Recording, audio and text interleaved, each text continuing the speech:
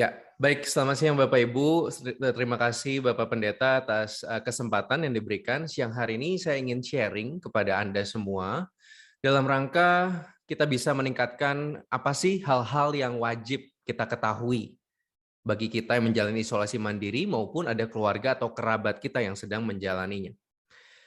Nah, siapa saya? Saya saat ini aktif sebagai podcaster. Saya punya podcast namanya Opname FM.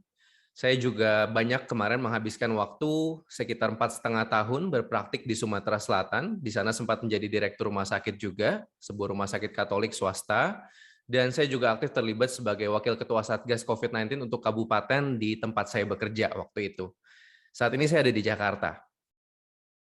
Nah, semua hal yang akan saya sampaikan berikut ini bukanlah pendapat saya pribadi, disclaimer dulu. Ini adalah semua yang saya sadur dari rekomendasi, baik dari Kementerian Kesehatan Indonesia, juga dari National Institute of Health Amerika Serikat, dan tentunya Living Guideline yang diterbitkan oleh WHO, World Health Organization. Apa yang terjadi di sekitar kita hari-hari ini perlu membuka mata kita lebih jelas lagi. Ya, kita lihat, kita sadar bahwa dalam minggu pertama pelaksanaan PPKM ini nyatanya setiap hari penambahan kasus tetap tinggi. Ada 54.000 kasus, ada 52.000 dan kemarin terakhir 40.000 lebih. Nah, Bapak Ibu, ketika kita melihat angka penambahan kasus ini, saya pengen ajak kita jangan cuma lihat penambahan angkanya, tapi kita harus lihat juga tes yang dilakukan di hari itu berapa banyak. Nah, ini contohnya nih, saya ambil waktu 14 Juli kemarin, yang positif 54.000. Yang dites pada hari itu sekitar 150.000 orang. Artinya yang positif ada 30-an%. Angka ini kita bilang positivity rate. Berapa persen yang positif dari semua yang dites. Nah, anjuran dari WHO, positivity rate itu baru dibilang cukup aman kalau di bawah 5%. Sedangkan di Indonesia masih 6 kali lipatnya. 30%, tinggi sekali. Kematian kita pun dari hari ke hari mencetak rekor di seluruh dunia sebagai negara dengan kematian harian tertinggi. Sempat 1.200 bahkan 2 hari yang lalu. Bulan-bulan ini juga kita lihat dokter dan perawat semakin banyak yang meninggal. Baru memasuki minggu pertama Juli kemarin ini datanya 35 sudah meninggal. Dan Gubernur DKI Jakarta juga sudah announce bahwa yang dominan sekarang adalah varian Delta. Bapak Ibu mungkin bertanya-tanya, kenapa ya kita seringkali agak telat kayaknya mendeteksi varian baru? Jawabannya sederhana, untuk sebuah negara bisa mendeteksi varian baru yang masuk, itu perlu dilakukan pemetaan genetik Bapak Ibu. Nama prosesnya whole genome sequencing. Dan di Indonesia dari Sabang sampai Merauke, jumlah laboratorium yang bisa melakukan whole genome sequencing atau pemetaan genetik hanya 17 laboratorium, sangat terbatas. Ya, kalau dibandingkan dengan negara-negara maju seperti US, Inggris, mereka bisa banyak sekali mendeteksi varian baru, sehingga lebih cepat mendeteksi adanya varian baru. Nah, kalau kita lihat, ini juga angka yang penting, bahwa baru sekitar 15 juta orang yang dapat vaksinasi dosis lengkap, 2 dosis. Ya, dan sadarkah Anda bahwa belakangan ini yang meninggal kok rasanya makin dekat? Inner circle kita, orang-orang yang kita kenal. Nah, dari angka-angka ini, apa sih yang bisa kita simpulkan? Satu hal, penduduk Indonesia jumlahnya kira-kira 270 juta orang. Yang kena COVID sampai hari ini data mencatat sekitar 2,6 juta orang. Yang sudah divaksin dosis lengkap baru 15 jutaan. Artinya satu, masih banyak loh mangsa yang bisa dikenai sama virus COVID-19 ini. Banyak banget yang belum kena, banyak juga yang belum divaksin. Itulah artinya kewaspadaan kita tidak boleh kendor. Ini adalah beberapa hal yang sudah kita ketahui. Ya, awalnya waktu pandemi ini mulai 18 bulan yang lalu kita pikir hanya orang tua, mereka yang punya komorbid yang bisa mengalami COVID-19 yang berat. Nyatanya enggak, bahwa balita dan anak aja bisa meninggal. Di Indonesia sudah lebih dari 800 pasien anak meninggal karena COVID-19. Angka ini tertinggi di seluruh dunia. Ya, sudah divaksin juga bukan merupakan garansi 100% bahwa kita pasti aman dari COVID-19. Ya, apakah kita perlu swab sampai negatif? Nah, itu juga salah ternyata. Ini ada gambar di kanan bawah yang saya sertakan, sempat beredar di grup-grup WA beberapa waktu yang lalu. Nah, dalam kesempatan ini saya mau bilang, gambar itu hoax.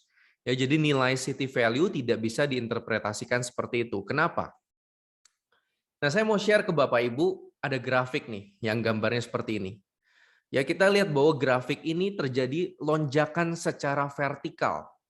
Ini bukan grafik di Indonesia, ini adalah grafik di Inggris waktu November 2020. Tapi hari ini di seluruh dunia ada 24 negara termasuk Indonesia yang grafik COVID-19-nya menanjak vertikal seperti ini.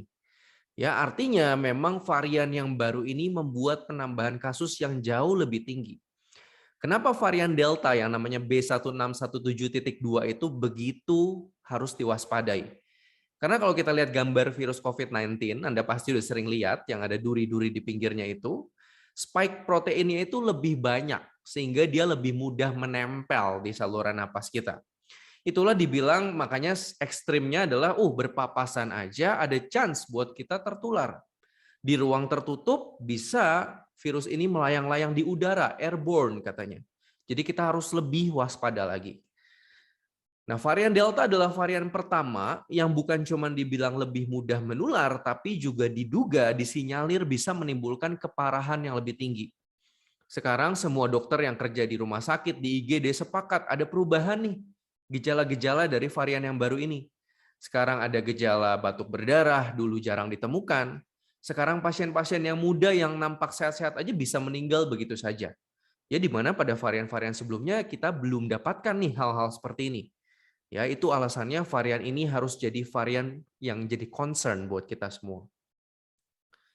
Oke, itu sedikit background tadi. Sekarang saya mau langsung ke aplikatifnya. Kalau Anda menerima hasil positif, apa sih harus dilakukan? Bapak Ibu, sekarang pengetesan banyak ya, banyak orang beli sendiri swab antigen di rumah ya, tapi kita tahu bahwa yang paling ideal, yang paling disarankan adalah gold standarnya adalah swab PCR. Nah, dalam dunia medis, ini buat pengantar buat Bapak Ibu supaya pemahaman kita lebih baik. Setiap tes tuh ada yang dinamakan sensitivitas dan spesifisitas. Maksudnya apa tuh, Dok? Maksudnya gini, Anda yang ibu-ibu pernah hamil di sini semua. Ya, sebagian besar pernah hamil, pernah melakukan tes pack, tes kehamilan. Kalau Anda tes kehamilan, Anda mau jangan sampai Anda tes pack, alatnya bilang negatif, tapi ternyata Anda hamil. Itu kita bilang alatnya kurang sensitif. Makanya beberapa test pack tuh mereknya sensitif gitu ya, karena mereka bilang ini alat kami sensitif. Artinya jangan sampai ada kejadian negatif palsu. Si test pack bilang negatif, ternyata si ibu kemudian diketahui hamil. Itu namanya negatif palsu. Itu namanya sensitivitas alatnya buruk. Nah, alat yang bagus sensitivitasnya harus tinggi. Dia sensitif mendeteksi sebuah penyakit. Nah, sebaliknya spesifik artinya tes ini spesifik hanya mendeteksi kondisi itu. Jadi kalau saya ambil contoh yang sama dengan tes pack kehamilan, berarti alat ini hanya akan menunjukkan hasil positif pada kondisi hamil. Jangan sampai ada kondisi lain yang bikin alat ini positif juga. Misalnya contoh nih, jangan sampai tes pack kehamilan ternyata dideteksi positif juga pada orang yang mengalami infeksi saluran kemih misalnya.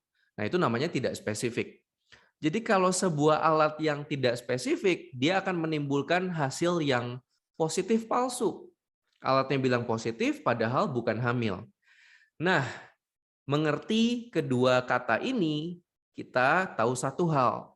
Alat yang ideal adalah alat yang sensitivitas dan spesifisitasnya sama-sama baik.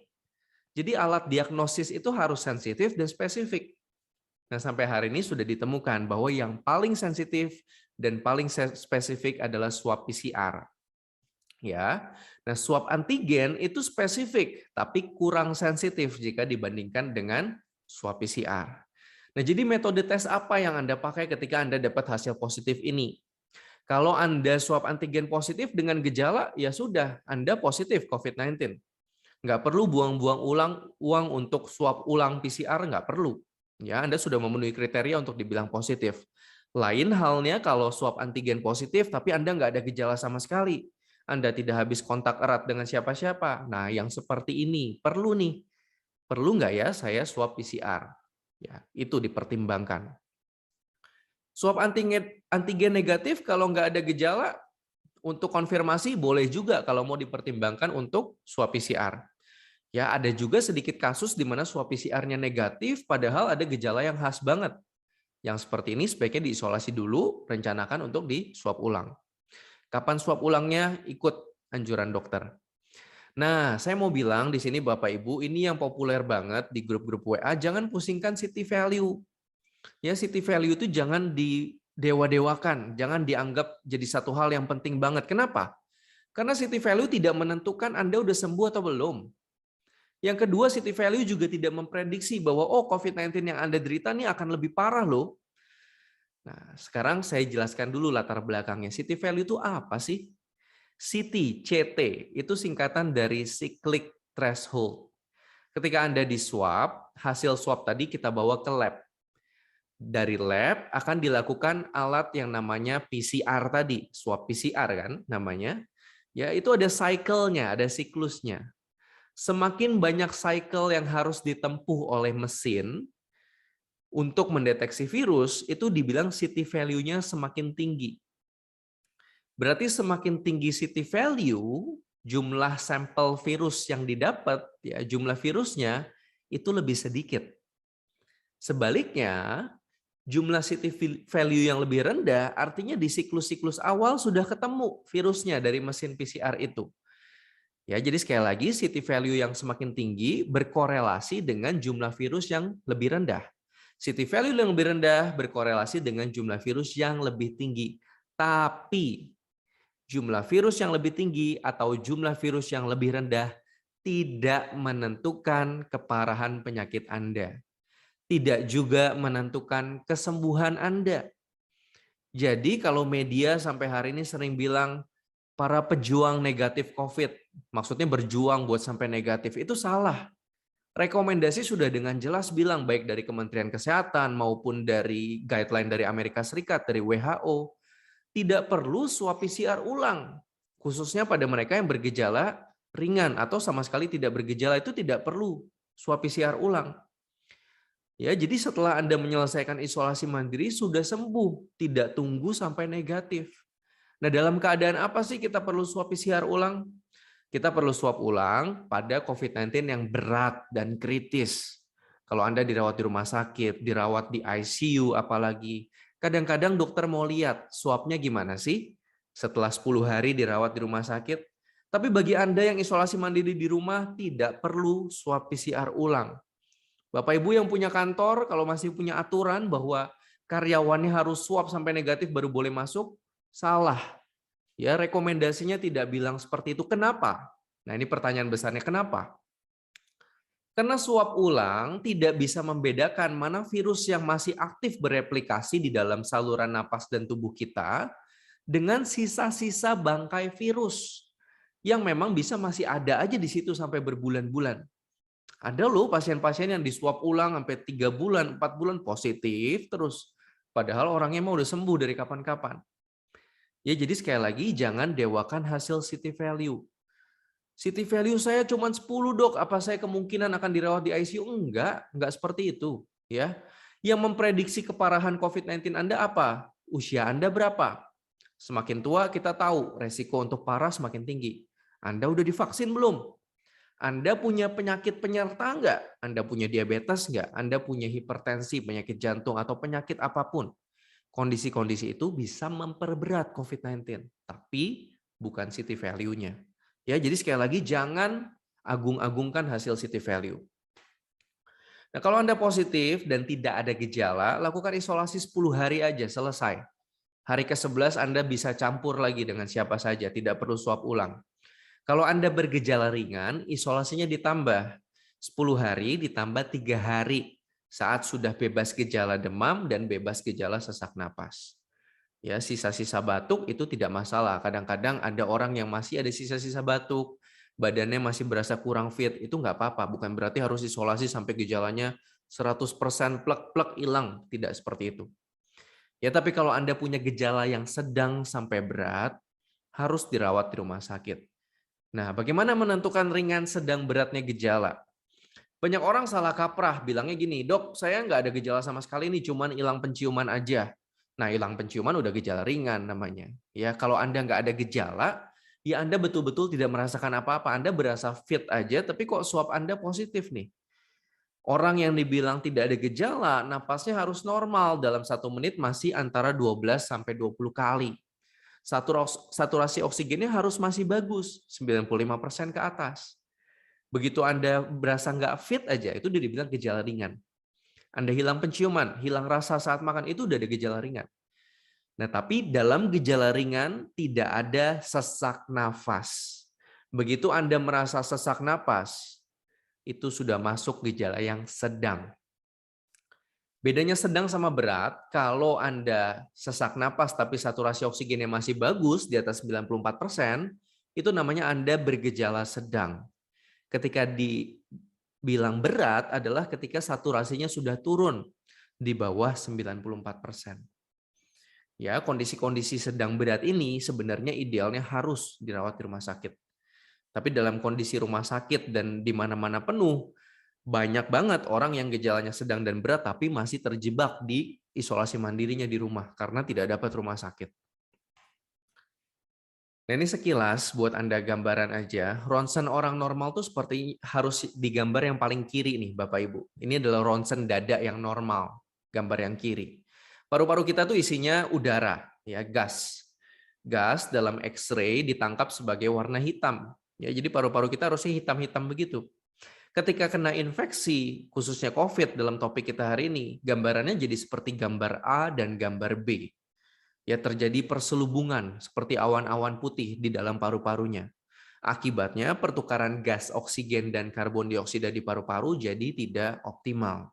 Itulah yang bikin orang jadi sesak napas dan sebagainya.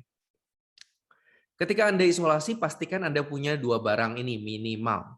Termometer dan oximeter, pulse oximetry. Kalau Anda pakai pulse oximetry, khususnya bagi Bapak Ibu yang sedang menjalani isolasi mandiri di rumah, pasanglah di jari telunjuk atau jari tengah Anda, salah satu aja. Pasang, lalu jangan buru-buru dilepas. Diamkan aja dulu, dia mantap di situ. 1-2 menit, lihat angkanya berhenti di angka berapa sih? Ya, alat ini selain menunjukkan saturasi oksigen, dia juga menunjukkan berapa kali nadi Anda, ya, denyut jantung Anda dalam 1 menit. Ya, itu Anda catat. Pengukuran suhu juga lakukanlah pagi dan sore. Ya. Nah, sekali lagi, kalau Anda tanpa gejala 10 hari isolasinya, gejala ringan 10 hari plus 3 hari bebas gejala. Nah, saya kasih contoh ilustrasi biar pengertiannya lebih jelas lagi. Misalnya Anda gejalanya ringan, batuk, pilek, hilang penciuman, 10 hari nih. Pada hari-hari pertama mungkin Anda demam. Hari ke-11, ya, Anda sudah tidak demam lagi. Nggak ada gejala lagi nih. Ya, paling hanya sisa-sisa batuk aja, nggak masalah. Itu Anda cukup isolasi 3 hari lagi, lalu di hari ke-14 Anda boleh keluar dari isolasi. Tapi kalau misalnya sampai hari ke-12, dari hari pertama Anda masih demam tinggi, Anda ada sesak napas, baru di hari ke-13 misalnya Anda nggak ada gejala demam dan sesak, berarti isolasinya jadi 15 hari.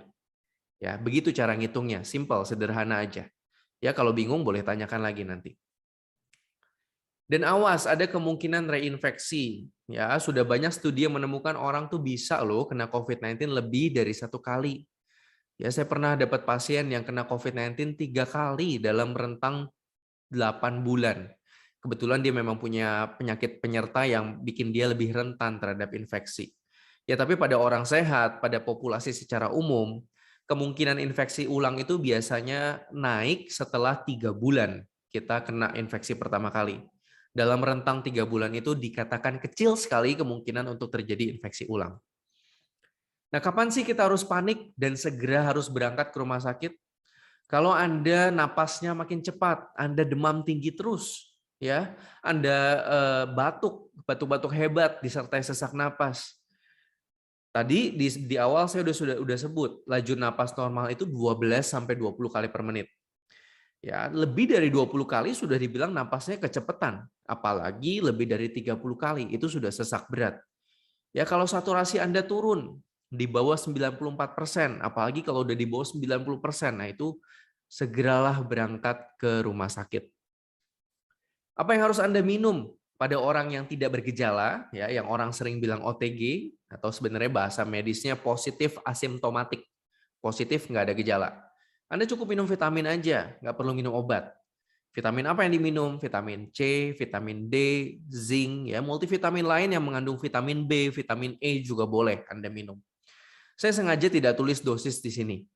Saya selalu bilang analoginya adalah Bapak Ibu kalau mau kondangan, ngukur jas, ngukur dress buat Anda pergi ke acara kawin, Anda pergi sendiri ke tukang jahit kan, diukur orang per orang.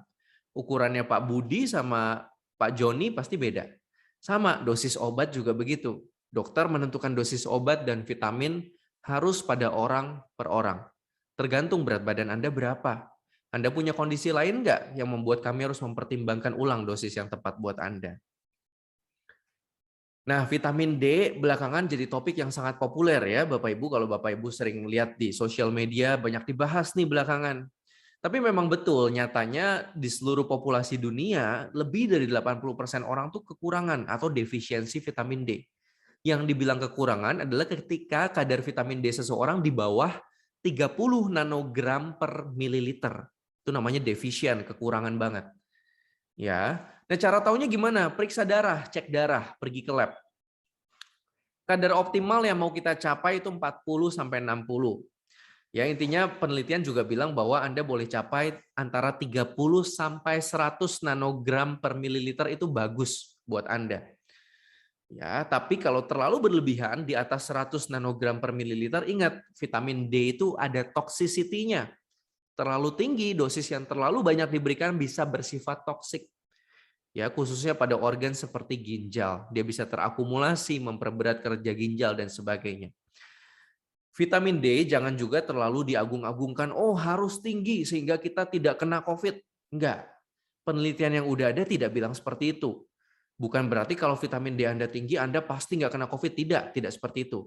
Tapi ada satu studi yang memang sudah menemukan bahwa ketika vitamin D Anda cukup, kalaupun Anda kena COVID-19, kemungkinan Anda untuk dirawat di rumah sakit itu lebih kecil dibandingkan mereka yang vitamin D-nya kurang. Kemungkinan dirawatnya lebih tinggi. Ya, jadi cukupkan vitamin D Anda dengan berjemur juga. Ya, jam berapa berjemur? Jam berjemur tuh beda-beda pada rumah orang, tergantung ketinggian matahari pada rumah Anda. Idealnya jam berapa? Sekarang zamannya udah canggih. Sekarang ada aplikasi di HP yang bisa kita pakai untuk melihat matahari di atas rumah saya nih. Saya tinggal di Jakarta Barat. Jam berapa idealnya berjemur? Nah, itu ada aplikasinya namanya D-Minder. Bisa Bapak Ibu download secara gratis di handphonenya masing-masing. Ya. Nah, kalau Anda bergejala, gejala ringan aja, obat antivirus yang dipakai di Indonesia ini pilihan pertamanya adalah Favipiravir atau yang Bapak Ibu kenal dengan nama Avigan. Ya, ini harus sesuai dengan resep dokter, disertai juga dengan beberapa vitamin. Jangan sembarangan minum obat yang saya merahin ini ya, termasuk diantaranya ada yang namanya azitromisin, ivermectin, doxycycline, dexamethasone, metilprednisolon. Ini semua tidak boleh diminum sembarangan. Ya, kenapa? Nah, ini saya mau memperdalam ke ivermectin yang memang jadi hot topic belakangan ini, banyak diburu orang, bahkan sebagian pihak menyebutnya sebagai miracle drug atau obat yang membawa keajaiban. Jadi ceritanya gini Bapak Ibu, ivermectin ini obat cacing. Ya, waktu Maret 2020 di Australia, di Melbourne, ada beberapa dokter yang meneliti, mereka pikir daripada kita repot-repot cari obat baru buat COVID-19, gimana kalau kita pakai obat yang sudah ada, siapa tahu bermanfaat buat COVID-19, yaitu obat cacing ini, ivermectin. Ivermectin ini bukan pertama kali dipakai bukan untuk orang kecacingan. Pernah diteliti untuk virus Zika dan virus demam berdarah, dengue. Ya. Nah, ivermectin memang punya efek anti-inflamasi atau anti peradangan dan antivirus. Tapi ini uji klinisnya masih di luar tubuh manusia.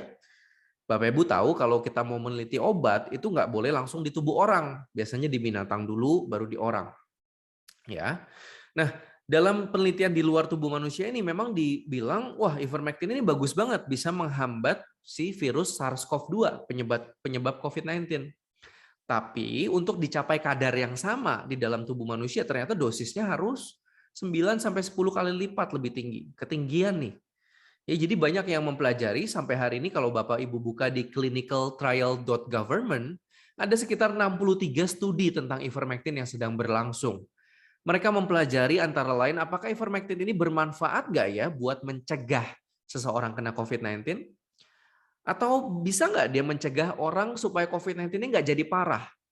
Nah, bagaimana peran ivermectin buat long COVID itu sedang dipelajari semua. Nah, studi-studi ini Bapak Ibu, ini saya mau kasih lihat piramida sedikit buat Bapak Ibu dapat gambaran bahwa untuk guideline atau petunjuk, rekomendasi dari Kementerian Kesehatan atau dari Perhimpunan Dokter Spesialis, itu kami perlu mengumpulkan bukti-bukti yang cukup dulu. Ya, puncak piramida ini menunjukkan semakin tinggi yang dilakukan, itu semakin kuat buktinya. Ya, tuh paling bawah lihat kan uji binatang, paling rendah buktinya. Tapi kalau udah dilakukan yang namanya case report atau trial uji klinis yang sifatnya besar, ya itu bukti-buktinya semakin tinggi. Nah, sampai hari ini untuk ivermectin itu dari rekomendasi WHO maupun National Institute of Health Amerika Serikat, mereka belum berani nih merekomendasikan ivermectin karena bukti-buktinya belum terlalu kuat, betul-betul bermanfaat. Ya, studi satu hal yang baik tentang ivermectin ini memang sudah ditemukan ternyata dia bisa mengurangi resiko kematian sampai 62% pada pasien-pasien yang dirawat di rumah sakit dibandingkan dikasih ivermectin sebagian nggak dikasih, rupanya kematian lebih sering terjadi pada mereka yang tidak diberikan ivermectin. Ya, tapi ini bukti penelitiannya levelnya masih moderate tuh. Saya garis bawahi masih sedang, belum kuat sekali buktinya. Nah, jadi apa yang bisa kita simpulkan dari ivermectin sampai hari ini belum terbukti bermanfaat untuk mengurangi lama rawat seseorang di rumah sakit, mempercepat pembersihan virus dari tubuh, mencegah seseorang tertular, itu belum kuat buktinya Bapak Ibu. Nah, dalam memberikan obat, kami para dokter itu selalu mempertimbangkan apakah lebih tinggi benefit atau lebih tinggi resiko kalau kita kasih obat ini ke pasien. Jangan sampai kita kasih obat lebih banyak mudaratnya daripada efek mujarab yang kita mau dari obat itu. Ya, Bapak Ibu tahu bahwa di dunia ini ada badan-badan, ya kita mengacu selalu pada WHO, pada CDC dari Amerika Serikat, ya, dan saat ini ada satu aliansi yang namanya Frontline COVID-19 Critical Care Alliance. Ya, jadi FLCCC ini banyak mempelajari tentang ivermectin dan mudah-mudahan aja dari studi-studi yang dilangsungkan, siapa tahu ke depannya memang betul-betul terbukti.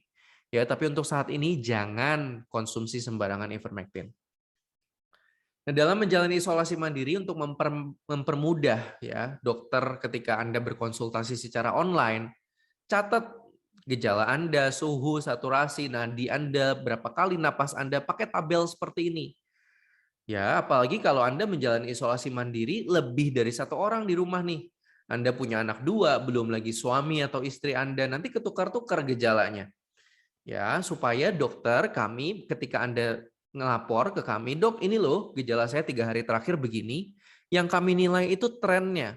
Gimana nih tren saturasi oksigen Bapak Ibu 3 hari terakhir? Atau memang ini tiba-tiba drop mendadak, atau sebelumnya memang udah kelihatan bakal ngedrop. Itu sangat akan mempermudah pekerjaan dokter. Jadi jangan ditulis asal-asalan. Saya sering banget dapat pasien yang konsultasi online, kirimin foto saturasi di jari dia. Ya kalau cuma diukur hanya pada saat itu, buat saya nggak terlalu informatif tuh informasinya. Ya. Nah kalau Anda jadi kontak erat, sering banget kita dapat telepon kabar buruk yang mengguncang hati kita ya. Bro, kemarin ketemu saya ya terakhir 3 hari yang lalu. Saya positif COVID-19 nih. Apa yang harus Anda perbuat? Kaget ya kalau dengar kabar teman apalagi yang baru kita temuin, dia positif. Nah pertanyaan besarnya kan, gue ketularan nggak ya? Nah, apakah Anda disebut kontak erat? Yang disebut kontak erat adalah mereka yang bertatap muka 15 menit atau lebih, ya walaupun pakai masker ya, dan Anda ada pada jarak kurang dari 1 meter, apalagi kalau disertai dengan sentuhan fisik. Kalau Anda memenuhi kriteria ini, ya Anda disebut kontak erat. Ketika Anda jadi kontak erat, sampai saat ini panduan di Indonesia bilang segera lakukan karantina, segera dalam 24 jam pertama. Ya, lalu lakukan swab. Bisa pakai swab PCR, kalau memang nggak bisa diakses, boleh deh pakai swab antigen dulu, itu boleh. Ya, kalau hasilnya masih negatif, puji Tuhan, lakukan lagi, lanjutkan karantina, ulangi swab pada hari kelima. Kalau hasil swab pada hari kelima negatif, Anda bisa bebas. Ya, ini panduan yang ada di Indonesia sampai saat ini.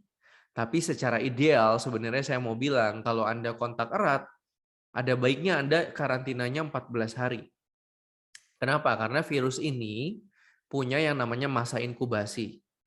Ketika Anda ketemu Budi yang sakit positif COVID-19, dia nggak langsung tuh, Anda besoknya langsung bergejala, nggak. Virus ketika masuk ke tubuh manusia perlu waktu, dia perlu ancang-ancang buat dia bikin kita bergejala. Nah, ancang-ancangnya itu ada pada sebagian orang cepat, 3 hari aja dia langsung bergejala. Tapi pada sebagian orang, masa inkubasi si virus tadi lebih lama. Nah, COVID-19 masa inkubasinya bisa sampai 14 hari. Itulah alasan makanya disarankan karantinanya 14 hari. Orang yang kena COVID sering banget, udah setahun lebih kita di tengah pandemi, banyak orang yang mengalami gejala sisa, Bapak Ibu. Inilah yang disebut dengan long COVID-19, semua gejala sisa yang masih ada setelah 4 minggu sejak pertama kali kita dibilang sakit COVID-19.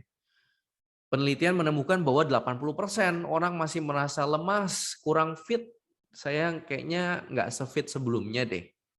24% bilang saya masih suka berasa sesak nafas nih. Sebelumnya saya kuat loh naik tangga 2 lantai tanpa istirahat. Tapi kok sekarang rasanya beda ya. Saya cepet capek. Dada saya terasa berat. Atau bahkan ada beberapa gejala yang lebih jarang nih. Ada orang yang rambutnya jadi rontok, jadi mengalami anxiety, gangguan kecemasan. Bahkan ada yang jadi insomnia, sulit tidur. Nah, apa yang harus dilakukan nih dalam memantau gejala-gejala long COVID ini? Ya, pada Anda yang dirawat inap, itu Anda harus wajib hukumnya untuk kontrol 1 minggu pasca perawatan. Untuk dokter melihat orang ini masih punya gejala sisa yang signifikan nggak dari COVID-19-nya. Kalau Anda nggak dirawat, Anda harus kontrol 3 minggu pasca isolasi mandiri, khususnya bagi Anda yang punya komorbid atau penyakit penyerta. Kalau Anda yang nggak punya komorbid, tidak ada kewajiban buat kontrol. Kecuali memang Anda mengalami gejala sisa yang menurut Anda, aduh saya terganggu banget deh. Masa udah 2 bulan saya sembuh, penciuman saya belum kembali misalnya. Nah itu harus diperiksa. Ya nanti dokter akan membantu mengajari Anda bagaimana latihan pernapasannya untuk mempercepat pengembalian tubuh Anda seperti semula. Seandainya rumah sakit penuh, ya banyak orang yang sekarang pakai oksigen. Kami para dokter yang kerja di IGD, sekarang trennya beda Bapak Ibu. Sekarang pasien-pasien datang tuh udah bawa nenteng oksigen sendiri dari rumah. Saking penuhnya rumah sakit, banyak orang yang isolasi, mulai merasa sesak, akhirnya pakai oksigen di rumah. Karena di rumah sakit nggak ada tempat. Nah, Anda bisa lakukan posisi tengkurap seperti ini. Tengkurap selama 30 menit sampai 2 jam. Ya, bisa lebih lama, lebih bagus, tapi kebanyakan orang nggak tahan. Jadi digilir, habis tengkurap Anda miring kiri, miring kanan, duduk bersandar, boleh diulangi lagi selama sekuat Anda. Ya, kenapa posisi ini bisa membantu meningkatkan saturasi oksigen Anda? Karena gini ceritanya. Gambar yang di atas ini adalah posisi ketika kita tidur terlentang. Ketika kita tidur terlentang, gambar yang merah ini Bapak Ibu, ini adalah jantung kita nih yang merah. Ya, ini ceritanya potongan tubuh kita nih kalau dilihat dari atas ya. Ini paru-paru, ini paru-paru juga, ini jantung. Nah, kalau kita tidurnya telentang seperti sebagaimana kita biasa tidur, jantung kita tuh ada di sini tuh. Jadi paru-paru kita yang bekerja, kebanyakan yang ungu muda ini, ya dia harus berbagi tempat kan sama si jantung. Lain ceritanya kalau kita tengkurap. Ketika kita tengkurap, jantungnya pindah dong, jadi ke sebelah bawah kan. Nah, paru-paru yang di sebelah belakang ini bisa bekerja dengan lebih leluasa untuk meningkatkan aliran oksigen, pertukaran gas di paru-paru kita. Inilah alasan kenapa posisi prone ini atau posisi tengkurap ini bisa membantu Anda sementara Anda menunggu oksigen atau menunggu tempat di rumah sakit. Pada ibu hamil, nggak boleh posisi tengkurap total. Lakukan saja miring ke kanan atau ke kiri. Nah, pemakaian oksigen, kalaupun Anda terpaksa nih Bapak Ibu pakai oksigen di rumah, ya dosisnya jangan asal-asalan. Ya, tergantung alat bantu yang Anda gunakan seperti apa. Kalau yang Anda pakai selang seperti di sebelah kiri yang dicolok ke kedua lubang hidung, kami menyebutnya nasal kanul. Nasal kanul ini bisa terima oksigen 1-6 liter saja maksimal. Tapi kalau Anda pakai yang di tengah yang disebut dengan simple mask atau sungkup, dosisnya bisa lebih tinggi, 6-10 liter. Lain halnya dengan sungkup yang ada kantongnya di bawahnya, itu bisa lebih tinggi lagi, 10 sampai 15 liter. Ya, pada pasien yang udah sesak sekali, pilihan kita biasanya yang paling kanan ini. Ya, jadi selalu komunikasikan ke dokter Anda, termasuk dalam mengisi tabung biru ini harus menggunakan air steril. Kalau Bapak Ibu tahu, beberapa waktu yang lalu di India sempat merajalela wabah yang namanya jamur hitam, atau dalam istilah kedokteran kami sebut sebagai mukormikosis. Wabah jamur hitam itu disebabkan kenapa sih? Pasien COVID-19 itu rata-rata pakai oksigennya lama-lama, Bapak Ibu. Ada yang pakai oksigennya 2 minggu, bahkan ada yang 3 minggu masih sesek. Nah, ketika mereka lama sekali pakai oksigen, ditambah kalau airnya tidak steril, itu jadi wadah pertumbuhan jamur yang baik sekali. Ya, jadi diduga wabah jamur hitam di India karena penggunaan air di dalam tabung oksigen yang tidak menggunakan air steril. Ya, jadi pastikan make sure Anda gunakan air steril. Anda mungkin pernah dengar juga beberapa obat COVID-19 yang sekarang banyak dicari ya di Facebook atau di sosial media manapun. Ada yang namanya tocilizumab atau yang orang sebut dengan merek Actemra. Ada yang namanya intravenous immunoglobulin nih. Atau merek populernya namanya Gamaras. Bapak Ibu, obat-obat ini adalah obat-obat ekstensif atau obat-obat pilihan tambahan untuk membantu meredakan gejala berat dari COVID-19. Perlu kita ketahui obat-obat ini harganya sangat mahal. Dalam penggunaan beberapa hari saja bisa habis 300 juta rupiah. Ya, dan perlu kita ketahui obat-obat ini juga bukan juru selamat dari COVID-19. Jadi bukan berarti kalau Anda pakai Gamaras Anda pasti sembuh. Tidak juga. Ini adalah salah satu bentuk usaha yang bisa kita coba, tapi nggak menjanjikan hasil apa-apa. Ya, kalau lebih baik ya syukur. Tapi ada juga pasien yang tetap meninggal setelah menggunakan obat-obat yang ekstensif ini. Kalau Bapak Ibu sekarang populer tahu banyak orang juga cari donor plasma, plasma konvalesen. Beberapa studi terakhir justru menemukan bahwa plasma konvalesen itu ternyata tidak terlalu efektif untuk mengobati COVID-19. Tapi kalaupun mau dipakai, tidak bisa diberikan pada pasien yang sudah terlanjur berat. Harus pada pasien yang derajat penyakitnya masih ringan sedang. Itu kalau mau dikasih plasma bisa. Ya, diberi plasma pun bukan tanpa resiko. Itu sih prinsipnya kan sama seperti donor darah. Ya, jadi bisa jadi ada ketidakcocokan atau alergi terhadap darah dari orang yang Anda terima itu. Pakai masker harus benar, ya. Kalau pakai masker medis, pastikan cari yang ada kawatnya. Kalau perlu yang ada pemantap dari bagian luarnya ini. Ya, kalau Anda sudah pakai masker medis satu, jangan didouble. 2 masker medis itu tidak pas, tidak fit di wajah Anda. Begitu juga yang masker KN95, jangan Anda double lagi dengan masker medis. Ya, tidak disarankan seperti itu oleh CDC dan WHO. Nah, yang disarankan sekarang adalah yang disebut dengan double masking. Jadi Anda boleh pakai masker medis di sisi dalam, masker kain di sisi luar. Buat apa sih, Dok? Karena kedua masker ini kalau digabungkan efek protektifnya meningkat sampai 80%. Ya. Dan jangan dibalik, nggak boleh masker kain yang di dalam masker medis di luar, salah kaprah. Ya, masker kain di luar itu fungsinya untuk memantapkan mungkin celah-celah yang masih ada ketika kita hanya pakai masker medis saja. Ya, saya kira itu Bapak Ibu yang bisa saya share. Ya, kalau Anda punya pertanyaan, saya juga melayani telemedicine secara gratis. Anda bisa direct message di Instagram @opname.fm. Podcast saya namanya Opname FM, bisa Anda dengar di Spotify. Ya, saya juga aktif mengedukasi soal kesehatan di TikTok dengan nama Dokter Kopi. Mudah-mudahan ini bermanfaat dan menjadi paradigma baru buat kita. Saya harap Bapak Ibu bisa meneruskan informasi baik ini kepada kerabat atau teman Anda, keluarga yang sedang menjalani isolasi mandiri di rumah. Salam sehat, Tuhan berkati. Puji Tuhan, salam sehat, Dok. Sangat jelas dan saya mendapat respon lewat WhatsApp juga bahwa ini bermanfaat sekali ya. Jadi ada yang mengikuti di YouTube juga memberitahu informasi ke saya bahwa ini sangat informatif dan dibutuhkan saat ini informasinya. Ada pertanyaan, Dok? Boleh ya? Saya mau sampaikan beberapa pertanyaan yang di chat room. Silakan. Saya mau tanya, Dok, saya positif hari ketiga. gejala saya ringan, tapi bagian pinggang saya sangat sakit, nggak bisa duduk lama. Itu kenapa ya, Dok? Oke, akan saya langsung jawab ya. Nah, ketika Anda yang derajat ringan sesuai dengan kriteria yang saya sampaikan tadi, ya, ini kan COVID-19 adalah infeksi virus. Oke. Infeksi virus tuh contohnya banyak ya Bapak Ibu. Kalau tahu demam berdarah itu virus juga. Influenza virus juga. Nah, infeksi virus itu salah satu cirinya kadang-kadang dia menimbulkan gejala otot kita dan badan kita bisa pegal-pegal, rasanya sakit ya. Banyak orang awam punya istilah badan saya ngerentek katanya. Nah, bisa jadi ini yang Anda rasakan. Ya, itu bisa jadi salah satu gejala ringan yang Anda miliki.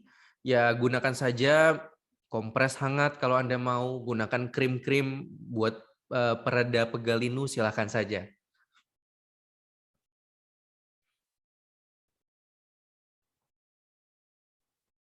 Masih termute, Pak. Maaf. Baik, singkat dan padat. Saya juga akan bacakan pertanyaan dari Daniel, Pak Daniel. Apakah tidak masalah setelah selesai isoman tapi masih positif PCR langsung masuk ke langsung masuk ke community?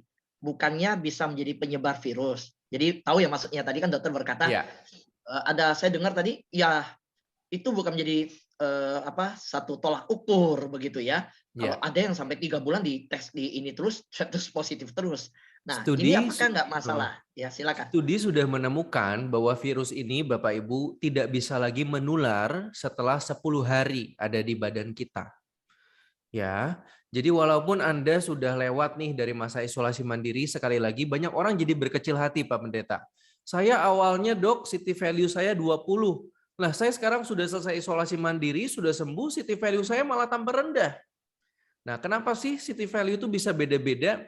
Karena itu sangat tergantung dengan bagaimana teknik swab itu diambil. Hidung dicolok ke bagian nasofaring.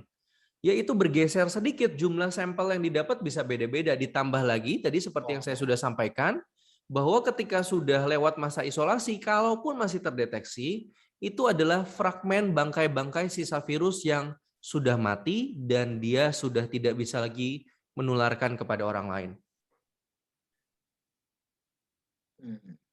Baik. Terima kasih dok untuk jawabannya, Pak Daniel. Jadi sudah jelas ya. Satu lagi dokter, saya terpapar yang kedua, yang pertama waktu akhir Maret 2020. Setelah negatif saya kena vertigo, darah tinggi dan dimer tinggi. Ada lendir di tenggorokan yang susah dikeluarkan. Apa obatnya, dok? Dokter Marco boleh berikan saran mungkin untuk ini? Oke, ini terkena Maret 2020. Kalau Anda sampai hari ini masih punya gejala-gejala yang menurut Anda berkaitan dengan COVID-19 Anda, berarti memenuhi kriteria untuk long COVID atau gejala COVID yang panjang. Ya, nah ini sekalian saya mau sampaikan juga Pak Pendeta bahwa jangan juga menyalahartikan D-dimer gitu ya. Banyak orang suka cek sendiri D-dimernya. Apa sih sebenarnya D-dimer itu? Bapak Ibu, COVID-19 adalah sebuah infeksi yang membuat tubuh kita cenderung dalam keadaan di mana darah itu bisa mengental. Memang betul. Ya, tapi D-dimer dalam keadaan infeksi bisa juga dia nilainya bisa naik. Walaupun ternyata keadaan di darah kita itu normal-normal saja. Jadi saya mau bilang bahwa D-dimer adalah pemeriksaan yang sensitif tapi dia tidak spesifik. Jadi tidak berarti bahwa oh D-dimer saya 700, D-dimer saya 1.500, ini pasti darah saya kental sekali. Belum tentu. Ya, sekarang rekomendasinya sudah jelas bahwa Anda nggak bisa periksa D-dimer berdiri sendiri. D-dimer itu harus disertakan dengan pemeriksaan yang namanya PT, prothrombin time, ada lagi yang namanya APTT dan fibrinogen, dan juga trombosit.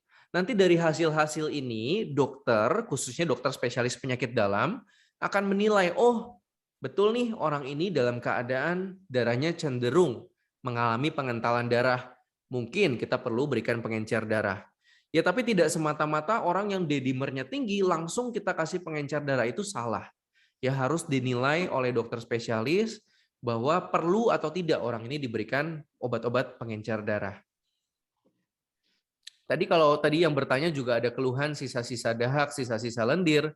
Itu harus diperiksa lebih lanjut. Kalau perlu dilakukan foto ronsen dan sebagainya untuk dinilai nanti apakah memang ada masalah yang tersisa. Mungkin dokter bisa menawarkan solusi berupa nebulisasi di uap gitu ya, kayak orang asma untuk membantu mengeluarkan dahak, atau bisa sekedar menggunakan obat-obatan pengencer dahak. Begitu Pak Pendeta. Baik, terima kasih Dr. Marco. Ini antusias sekali, kita masih punya waktu 9 menit. Dr. Marco masih bisa saya lanjutkan 2 pertanyaan? Ya. Silakan. Dari Yohan Setiawan Purnama, Dr. Marco, saya dan istri positif dan sekarang sedang isoman ya. Anak kami PCR negatif. 3 hari kemudian antigen negatif. Apakah anak kami masih perlu PCR lagi? Jadi ceritanya Pak Yohan Purnama ini sama istrinya ini positif, lalu anaknya PCR. 3 hari kemudian anaknya PCR dan negatif. Apakah masih perlu lagi di PCR, Dok? Terima kasih Silakan, Dokter. pertanyaannya. Kebingungan seperti ini kita dapatkan pada banyak orang. Saya yakin bukan hanya pada Pak Yohan Purnama aja. Ya, apa yang harus dilakukan nih? Nah, Anda punya anak di rumah. Anda satu rumah, ternyata Anda positif. Anak Anda yang memang notabene tinggal bersama Anda otomatis menjadi kontak erat. Udah pasti deh makan bersama di rumah gitu ya. Nah, tadi saya ulangi lagi, ketika anak Anda menjadi kontak erat, apa sih yang harus kita lakukan? Satu, yuk kita buru-buru pisahkan kamar. Karantina dia, Anda dan istri karantina sendiri. Pada hari pertama karantina, si anak diswab. Sudah betul yang dilakukan Pak Yohan. Didapatkan hasil swab PCR negatif. Tapi yang kurang tepat tadi swab follow up-nya jangan dilakukan di hari ketiga. Ya, Anda tadi katakan hari ketiga pakai swab antigen negatif. Itu tidak berarti apa-apa buat kami karena kalau mau diulang harus dilakukan paling cepat pada hari kelima. Ya, saran saya lakukan hari kelima swab, boleh pakai swab PCR atau dengan swab antigen. Ya, cocokkan juga dengan gejala si anak ini. Gimana nih setelah 5 hari kita karantina, si anak tadi timbul gejala nggak? Kalau ternyata dia mulai demam, dia mulai bergejala, tapi swab antigennya negatif, pertimbangkan swab PCR saja lebih baik. Gitu. Berarti harus sesuai timingnya ya, tidak buru-buru langsung swab ya. Termasuk kontak erat, tetapi jaraknya bukan 3 hari, yang tepat adalah 5 hari ya, dan memperhatikan gejala penyertanya. Terima kasih Dok Marco. Satu lagi Dok, saya mau tanya, saya terkena COVID awal Juli. Sebentar ya, saya geser dulu. Saya mau tanya dari Pak Trisnadi ya, kalau nggak salah ya. Saya geser, kita baca. Ya, Pak Sinan. Dok, saya mau tanya, saya terkena COVID awal Juli, namun sekarang sudah negatif. Apakah perlu rongsen paru-paru kalau kena gejala ringan? Perlu rongsen paru-paru nggak, Dok? Terima kasih pertanyaannya. Ini juga pertanyaan yang bagus. Saya kira bisa jadi informasi buat kita semua. Ronsen paru ataupun CT scan paru tidak dilakukan rutin pada mereka yang sakit COVID maupun yang sudah sembuh. Kapan sih kita perlu ronsen maupun CT scan? Kalau Anda sudah sembuh, sudah selesai isolasi mandiri, lalu masih ada gejala, misalnya Anda sering ngos-ngosan, Anda batuk tidak hilang-hilang sekian lama waktu lamanya, dokter umumnya mempertimbangkan untuk pasien ini mungkin lebih baik kita evaluasi dengan ronsen paru atau CT scan paru. Tapi kalau Anda sudah selesai isolasi, Anda tidak ada gejala, Anda sudah merasa sehat, khususnya tidak ada gejala yang melibatkan paru ya, tidak batuk, tidak sesak, maka tidak perlu dilakukan ronsen ataupun CT scan. Ya, benar. Saya sering mendapat pertanyaan yang seperti itu, tetapi kita kan bukan praktisi di bidang medis kesehatan, kurang ngerti ya. Hari ini menjadi jelas sebenarnya bukan sesuatu yang harus dilakukan kalau tidak ada gejala-gejala seperti tadi ya Dok ya. Betul. Satu pertanyaan terakhir, dan dari yang bertanya ini semua saya lihat memang yang sahabat doa nih Dr. Marco, sahabat doa yang pernah positif, yang sedang terkena isolasi mandiri, dan ini Ibu Juniwati barusan tadi pagi pergi ke puskesmas untuk PCR bersama suami ya, karena jalan kaki dari rumah dekat sekali ya. Dan ini pertanyaan kita butuh sekali ya untuk dijelaskan. Saya mau tanya, saya gejala ringan dan saat ini melakukan isoman sudah hari ke-21. Hari ke-14 PCR masih positif dengan CT di atas 30-an. Apakah saya perlu melakukan pemeriksaan medis untuk mengetahui torak, dedimer, CRP, tulang, fungsi ginjal dan hati. Mohon informasinya. Terima kasih Dokter Marco.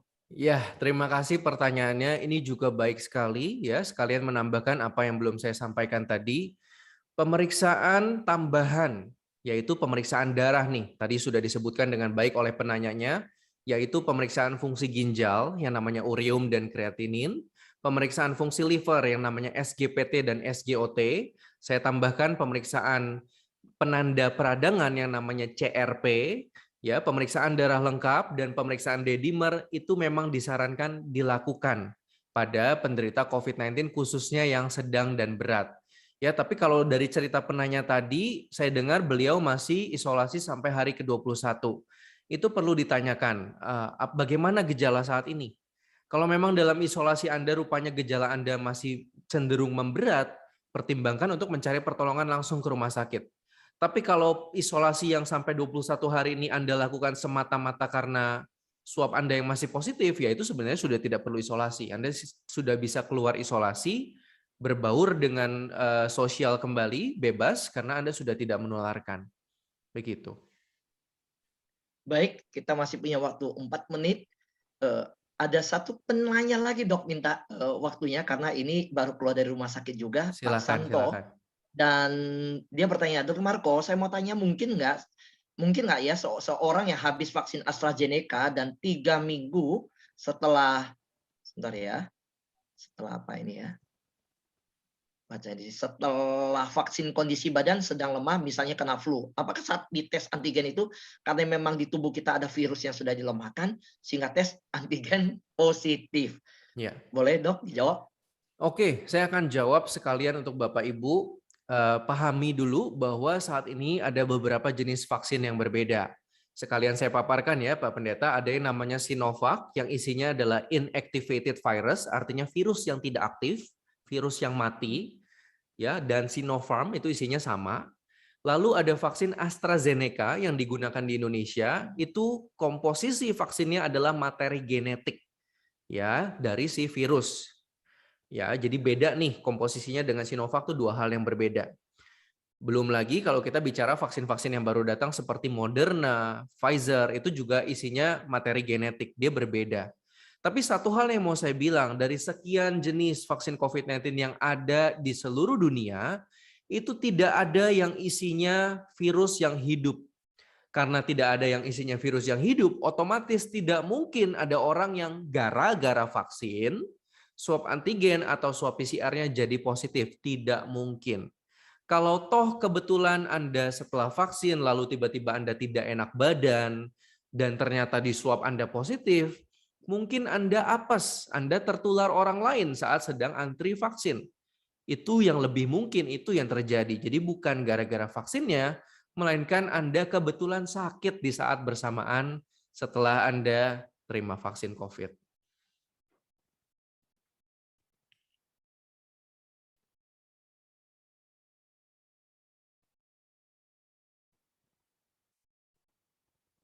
Saya kira itu Iya Pak Dokter. Pendeta.